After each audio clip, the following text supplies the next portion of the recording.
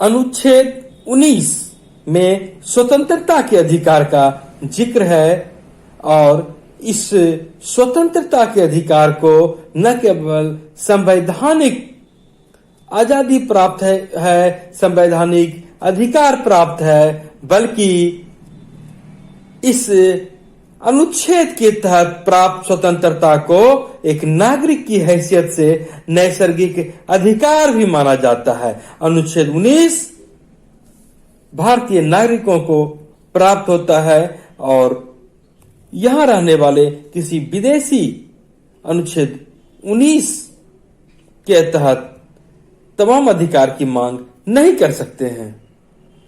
अनुच्छेद 19 में भी 1, 2, 3, 4, 5, 6 धाराएं है। यहां पर अनुच्छेद 19 का 1 जहां स्वतंत्रता के तमाम अधिकारों की बात करती है, इन्हीं अधिकारों के बल पर हम स्वतंत्रता का उपभोग करते हैं, कोई भी कार्य करते हैं।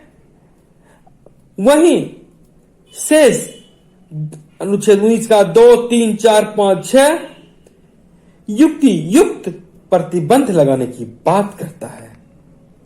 अनुच्छेद 19 1 में भी 6 अधिकार हैं और आप यह जान लें कि मूल संविधान में अनुच्छेद 19 में नागरिकों को 7 स्वतंत्रताएं प्रदान की गई थी और उनमें से संपत्ति की स्वतंत्रता का अधिकार यह समाप्त कर दिया गया है। आप जानते हैं कि 44वां संवैधानिक संशोधन द्वारा संपत्ति के अधिकार की समाप्ति कर दी गई और 6 स्वतंत्रताएं वर्तमान समय में लोगों को प्राप्त है। अनुच्छेद 19(1)(a) में कहा गया है कि लोगों को विचार एवं अभिव्यक्ति की स्वतंत्रता होगी। 19(1)(b) में शांतिपूर्ण सभा करने की स्वतंत्रता है। अनुच्छेद 19(1)(c) इसमें संघ बनाने की स्वतंत्रता है। अनुच्छेद 19(1)(d) इसमें भारत संघ क्षेत्र में कहीं भी आने जाने की स्वतंत्रता है और अनुच्छेद 19(1)(e) में किसी भी क्षेत्र में निवास करने की स्वतंत्रता है और अनुच्छेद 19(1)(f) में व्यापार करने की स्वतंत्रता है, आजीविका चलाने की स्वतंत्रता है।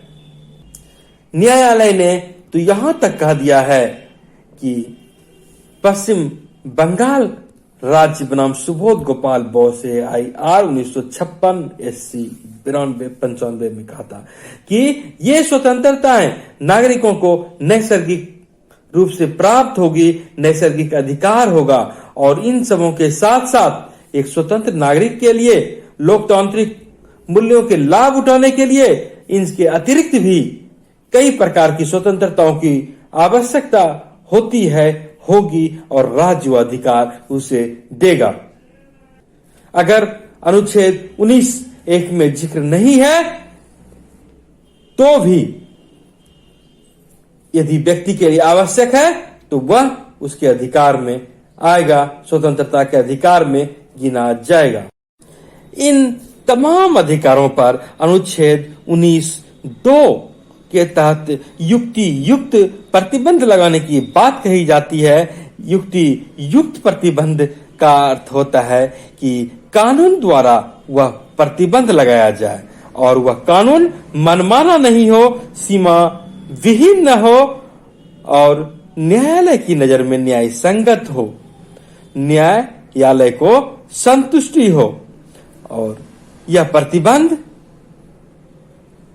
इतना भी कड़ा नहीं हो कि वह तानाशाही को दर्शाए। अनुच्छेद 19(1)(a) इसमें वाक स्वतंत्रता एवं अभिव्यक्ति की स्वतंत्रता की बात कही गई है। वाक स्वतंत्रता मतलब विचारों की स्वतंत्रता, बोलने की आजादी। कोई भी नागरिक को उन्हें विचार करने की, भाषण देने की आजादी होनी चाहिए, अपने विचार को अभिव्यक्त करने की पूरी आजादी है और यह विचार व्यक्त करने की आजादी ही वास्तविक अर्थों में लोकतंत्र को लोकतंत्र का स्वरूप प्रदान करता है, सहमति प्रदान करता है और राजनीतिक रूप से विमर्श का विषय बनता है। और यदि स्वतंत्रता, विचार व्यक्त करने की स्वतंत्रता नहीं होगी तो लोगों में जागरूकता नहीं आएगी, जागृति नहीं आएगी और वास्तविक अर्थों में वह लोकतंत्र नहीं होगा। इसीलिए लोकतंत्र में बोलने की आजादी, विचार करने की आजादी, अभिव्यक्ति की आजादी को सर्वोपरि माना गया है। और आप यह भी समझ लें कि भारत में प्रेस की स्वतंत्रता भी इसी विचार और अभिव्यक्ति की स्वतंत्रता का भाग है। अनुच्छेद 19A के तहत ही प्रेस की आजादी भी फल फूल रही है। जिस प्रेस को हम देखते हैं अपने विचार प्रकट करते हुए, वह अनुच्छेद 21A का ही भाग है। उसी के तले वह अपने अधिकार का इस्तेमाल करती है। इसका मतलब आप समझ लें कि हर एक नागरिक अपने विचार को, अपने विश्वास को, अपनी भावना को प्रकट करने का अधिकार रखता है और यह अधिकार लोगों को मिलता रहे, इसका संरक्षण होता रहे, यह दायित्व भारत में न्यायालय को है। अभिव्यक्ति की इस आजादी में यह भी समझ लें कि अगर हम राष्ट्र ध्वज लहराते हैं, राष्ट्र ध्वज लहराने की आजादी है, तो यह भी अनुच्छेद 19A की ही अंतर्गत आता है। अपनी विचार प्रकट करने की अभिव्यक्ति इतने व्यापक पैमाने पर है कि सूचना का अधिकार भी अभिव्यक्ति की इसी स्वतंत्रता के रूप में जुड़ा हुआ है और कोई व्यक्ति को इसी स्वतंत्रता के अभिव्यक्ति के अधिकार के तहत मौन रहने का भी अधिकार देता है कि मेरा मन नहीं होगा तो मैं नहीं सुनूंगा, आपकी बात सुनने के लिए मैं बाध्य नहीं हूंगा। यह भी अनुच्छेद 19A के अंतर्गत ही आता है। अनुच्छेद 19A के अंतर्गत कई एक अधिकार आते हैं। इसमें मुख्य रूप से अपने विचार को प्रकट करने का अधिकार है, विचार को प्रसारित करने का अधिकार है, विचार को प्रकाशित करने का अधिकार है, कार्टून बनाने का अधिकार, प्रिंट करने का अधिकार, प्रेस की स्वतंत्रता या विज्ञापन की स्वतंत्रता या निजी फोन के टेपिंग के विरुद्ध अधिकार, इलेक्ट्रॉनिक मीडिया पर अपनी बात प्रसारित करने का अधिकार, राजनीतिक दल द्वारा संगठन, राजनीतिक दल या किसी भी संगठन द्वारा बंद करने के खिलाफ अधिकार, सरकारी गतिविधियों की जानकारी का अधिकार, शांति का अधिकार, किसी अखबार पर पूर्व प्रतिबंध के विरुद्ध अधिकार, प्रदर्शन एवं विरोध का अधिकार, ये सारे अधिकार अनुच्छेद 19A के अंतर्गत ही आता है। हालांकि इस पर भी युक्त प्रतिबंध की बात कही गई है। आपको अधिकार है, लेकिन इतना भी अधिकार नहीं है कि दूसरे की स्वतंत्रता उससे बाधित हो। यहां तक कि अपराध के लिए उत्तेजित करने के संदर्भ में अभिव्यक्ति का अधिकार नहीं है, इसको प्रतिबंधित कर दिया गया है। और यह भी जान लें कि संविधान का प्रथम संशोधन अधिनियम 1951 द्वारा विचार और अभिव्यक्ति की स्वतंत्रता को सीमित कर दिया गया और युक्त प्रतिबंध लगाने की बात कही गई है। और इस प्रतिबंध का आधार कई एक होता है, जैसे राज्यों की सुरक्षा के आधार पर आपकी अभिव्यक्ति की और स्वतंत्रता पर प्रतिबंध लगाया जाता है, या विदेशी राज्यों से मित्रतापूर्ण संबंध, सार्वजनिक व्यवस्था, शिष्टाचार या सदाचार, न्यायालय, अवमानना, मानहानि या अपराध के लिए उत्तेजित करना। आपको इतना अधिकार नहीं है कि दूसरे व्यक्ति की मानहानि हो, उसका अपमान करने का अधिकार किसी का यह अधिकार नहीं है। और इन सारे अधिकारों पर प्रतिबंध की बात अनुच्छेद 19(2) के तहत लगाई जाती है। जानने वाली बात यह भी है कि हड़ताल करने का अधिकार अनुच्छेद 19(1) के अंतर्गत नहीं है। विरोध करने का अधिकार है, प्रदर्शन करने का अधिकार है, लेकिन हड़ताल करने का अधिकार मूल अधिकार नहीं है। हड़ताल का स्वरूप प्रदर्शन से अलग होता है, इसीलिए इसे विचार और अभिव्यक्ति के दायरे से बाहर निकालकर देखा जाता है। थोड़ा जिक्र प्रेस की आजादी के संदर्भ में यहां पर करना भी उपयुक्त होगा, क्योंकि इसी अनुच्छेद 19(1)(a) के तहत अभिव्यक्ति की आजादी के तहत प्रेस की आजादी का जिक्र किया जाता है। और यह समझ लें कि प्रेस की आजादी एक महत्वपूर्ण आजादी है, एक महत्वपूर्ण स्वतंत्रता है, जिसके लिए यह विचार प्रकट करने के लिए, विचार का प्रचार के लिए, विचार के प्रसार के लिए, भावनाओं के विनिमय के लिए, सत्य की तलाश के लिए और व्यक्तिगत आजादी के पुष्पित पल्लवित होने के लिए यह प्रेस की आजादी का होना आवश्यक है। और जहां हम अनुच्छेद 19(1) के तहत इन सारी आजादी का जिक्र करते हैं, वहीं अनुच्छेद 19(2) का युक्ति युक्त प्रतिबंध की भी बात समझ लें कि अभिव्यक्ति की आजादी के नाम पर एक और समाज में लोकतंत्र को जीवंत रखने की बात होती है, तो वहीं यह राष्ट्रहित में यह आजादी, यह अभिव्यक्ति की आजादी किसी तरह की कटुता उत्पन्न न करे। इसीलिए अनुच्छेद 19(2) के तहत भी जो प्रतिबंध की युक्ति युक्तता की बात होती है, वह इस पर भी लागू होती है। प्रेस पर जो आजादी, प्रेस की आजादी पर जो प्रतिबंध लगाया जाता है, उसके लिए कई एक बातों को ध्यान में रखा जाता है। यथा प्रतिबंध जब भी लगाया जाता है, कानून बनाकर लगाया जाता है, वह युक्ति युक्त होता है। और दूसरा कि प्रतिबंध कई एक आधार पर लगाया जाता है, जैसे भारत की एकता या अखंडता के हित में, राज्य की सुरक्षा के हित में, विदेशी राज्यों से मैत्रीपूर्ण संबंध के हित में, लोक व्यवस्था के हित में, शिष्टाचार या सदाचार के हित में, न्यायालय की अवमानना के संबंध में, अपराध उद्दीपन के संबंध में। और प्रेस पर प्रतिबंध न्यायिक पुनर्विलोकन के दायरे में आता है, अर्थात यह प्रतिबंध युक्ति युक्त है या नहीं है, न्यायालय को यह देखने का, जांचने का, परखने का अधिकार है। और यदि यह युक्ति युक्त नहीं है तो फिर इस प्रतिबंध को न्यायालय द्वारा हटाया भी जा सकता है। यहां पर प्रेस की आजादी के संदर्भ में एक बात यह भी समझने वाली बात है कि जहां आम लोगों के लिए भौगोलिक सीमा की समाप्ति हो जाती है, वहीं प्रेस के लिए भौगोलिक सीमा का जिक्र नहीं है। समाचार संकलन के लिए आप भौगोलिक सीमा को तोड़ सकते हैं। इस पर पाबंदी तब तक नहीं लगा दी जा सकती जब तक कि अनुच्छेद 19(2) के अनुसार वह युक्ति युक्त न हो।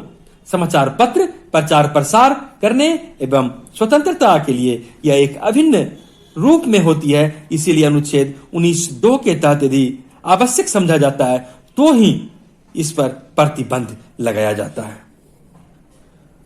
अनुच्छेद 19(2) के तहत यह प्रतिबंध लगाने के लिए भारतीय दंड संहिता के कई धारा का उपयोग किया जाता है, जैसे सशस्त्र सेनाओं को विद्रोह के लिए उकसाना अनुच्छेद 131 में है, वहीं 153 में समाज के विभिन्न वर्गों में शत्रुता फैलाना, 295 तथा 298 में धार्मिक भावनाओं को आहत करना, 505 धारा में सेना को सशस्त्र विद्रोह के लिए या विभिन्न वर्ग में वैमनस्य फैलाने हेतु अफवाह फैलाना।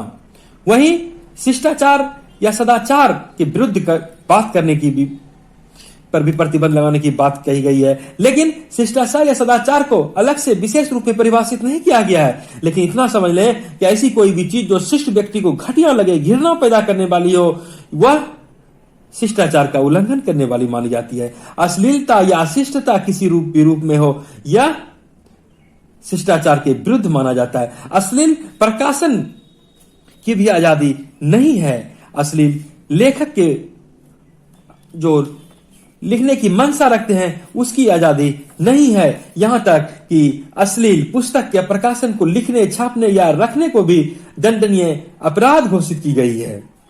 यह अलग बात है कि यहां पर भी अश्लीलता की कोई विशेष अलग से परिभाषा नहीं दी गई है, लेकिन अश्लीलता को भी इतना समझ लें जो व्यक्ति को उत्तेजित करे, जो ऐसा साहित्य जो उसे दुराचारी बनावे, भ्रष्ट बनाने के लिए उसे प्रेरित करे, वे सारे अनैतिक अश्लीलता के दायरे में आते हैं। अनुच्छेद 19(1) का बी या ख, इसमें कहा गया है कि सम्मेलन की स्वतंत्रता, शांतिपूर्वक सम्मेलन की स्वतंत्रता, अर्थात व्यक्ति अपने विचार के प्रचार प्रसार के लिए या किसी भी बात के लिए सम्मेलन कर सकता है। और यहां पर शर्त है कि वह सम्मेलन अस्त्र शस्त्र के बिना हो, और जुलूस प्रदर्शन भी किया जा सकता है, राज्य के खिलाफ भी किया जा सकता है। लेकिन यहां पर शर्त है कि सार्वजनिक सभाएं और प्रदर्शन या शांतिपूर्वक जुलूस निकालने का अधिकार तो प्राप्त है, लेकिन इससे भारत की संप्रभुता, एकता, अखंडता पर खतरा न हो, लोक व्यवस्था पर खतरा न हो, अन्यथा उस पर इस संदर्भ में युक्त प्रतिबंध लगा दिए जाते हैं। यह सम्मेलन किसी भी प्रकार की सार्वजनिक व्यवस्था उत्पन्न न करे, शांति भंग न करे, भारत की प्रभुता, अखंडता पर किसी भी प्रकार का प्रतिकूल प्रभाव न पड़े, या यातायात नियंत्रण के संदर्भ में किसी प्रकार का बाधा उत्पन्न ना हो, तो शांतिपूर्ण सम्मेलन किया जा सकता है। अगर किसी संभावित बैठक से लगता है कि यह सार्वजनिक जीवन में व्यवधान डालेगा, दंगा भड़का सकता है, तो इस तरह के बैठक पर प्रतिबंध लगाने की बात कही गई है। स्वास्थ्य या सुरक्षा या मानव जीवन के लिए खतरा को देखते हुए, और भारतीय दंड संहिता की धारा 141 के तहत आप जानते होंगे कि 5 या उससे अधिक लोगों द्वारा एक जगह संगठित होना गैर कानूनी हो जाता है। किसी कानूनी प्रक्रिया का अवरोध हो, कुछ लोगों की संपत्ति पर कोई बलपूर्वक कब्जा करने की बात हो, या किसी आपराधिक कार्य की चर्चा हो, किसी व्यक्ति पर गैर कानूनी काम करने का दबाव हो, सरकार या उसके किसी कर्मचारी को विधायी शक्ति के प्रयोग हेतु धमकाने की बात हो, यदि इन सब संदर्भ होता है तो सम्मेलन करने की स्वतंत्रता भी व्यक्ति को नहीं रहती है। अनुच्छेद 19(1) का ग, उसमें है संगम की स्वतंत्रता, अर्थात संघ बनाने का अधिकार। यह लोगों को अधिकार देता है कि आप संघ बना सकते हैं। संघ बनाने के अंतर्गत सहकारी समितियां भी आप गठित कर सकते हैं, और इसमें राजनीतिक दल बनाने का अधिकार होता है, कंपनी बनाने का अधिकार, साझा फर्म, समितियां, कोई क्लब, कोई संगठन, कोई व्यापार संगठन या अन्य सामुदायिक संगठन या इकाई बनाने का लोगों को अधिकार है अनुच्छेद 19(1) ग के तहत। और न केवल संघ बनाने का अधिकार है, बल्कि इसको संचालित करने का भी अधिकार है कि आप उसको अपने संवैधानिक मर्यादा के अनुकूल सदाचार के तहत उसे संचालित भी कर सकते हैं। हालांकि इस संगम बनाने के अधिकार पर भी युक्त प्रतिबंध लगाने की बात कही गई है, जिसके तहत भारत की एकता एवं प्रभुता, सार्वजनिक आदेश एवं नैतिकता का उल्लंघन न होता हो। ऐसा कोई भी काम संघ नहीं करेगा जिससे देश की एकता, अखंडता, प्रभुता खतरे में पड़ता हो, और या किसी भी प्रकार का आपराधिक षड्यंत्र उस संगठन के द्वारा नहीं होना चाहिए।